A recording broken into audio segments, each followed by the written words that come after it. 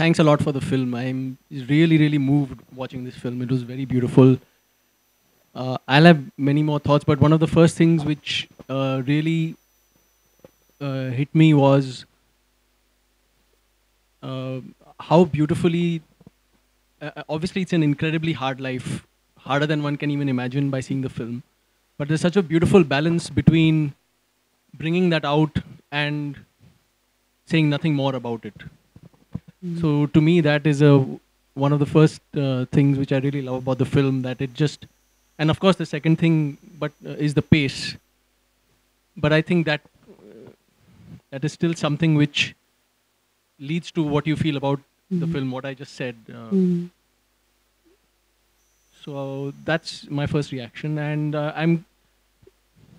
When did you arrive at, in your mind, the pace of the film? Was it very much during shooting, or it's during or more later? It was very much there in the shooting. Yeah. It would be nice to hear you say something about at what point you started to connect to this space of the film. Yeah, I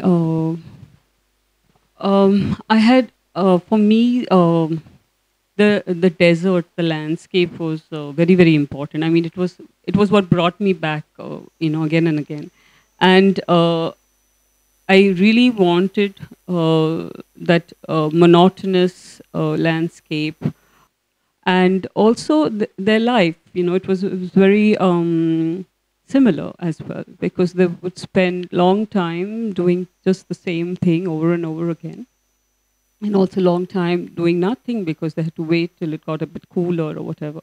And so this was very clear to me that I wanted to make a film that allowed, for which the viewer would need patience. You would have to get into the slow rhythm and let the film take you.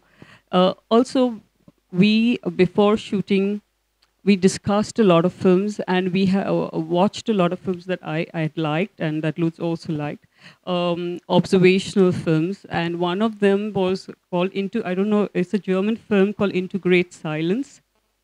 And it is nearly a 3-hour long film about monks living in a monastery that have taken a vow of silence.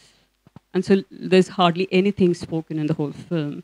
And for me, that film really works, because although it's so long, once you get into it, the film itself becomes like a prayer, and that for me was one of the most important, something to bounce back with Lutz and talk about it.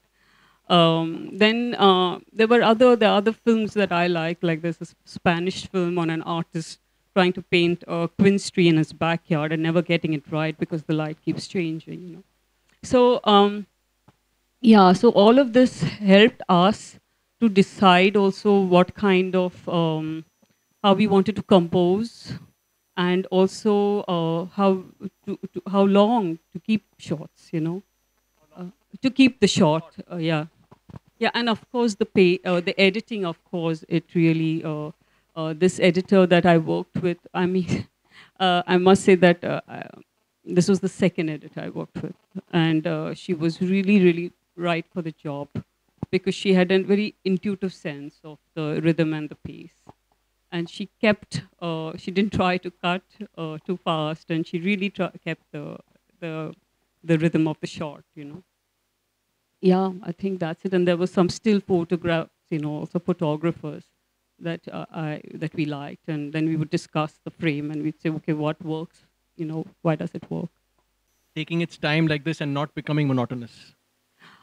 I think that happened in the editing. So the one thing that I knew before the editing was that it would be a circular structure, like the opening would mirror the ending, but this whole thing, I mean, what we tried to do in the editing was to set up little questions that get answered through the film.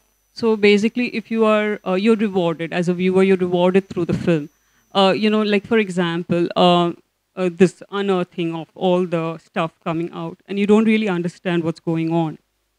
But over the course of the film, you realize that they are using all this equipment, and then at the end of the film, you see them putting it back in.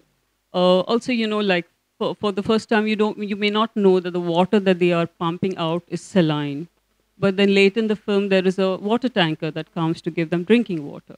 So what we did was we tried to set up these little mysteries in the editing that get solved through the film. So, and so I think that keeps the viewer involved because they have to make sense of what is happening in the film. And I think maybe that is why, although it is very slow and quite a long film, it doesn't end up being monotonous or boring. Thanks. What do the salt farmers do in the other 4 months when they're not here? Yeah, they have a house in the village. Most of them come from villages around the periphery of the Little Rann of Kutch. And, but during that time, it's just before the monsoon that they go back. So there's not much work available. Sometimes they get a day or two, in a field as a just farm laborer. But otherwise, they have to live off what they make in the salt. Yeah, and just one question in the back of my mind. That equipment remains inside for the duration that yes, they're and away. then they come back and they dig it up again. Okay. Yeah.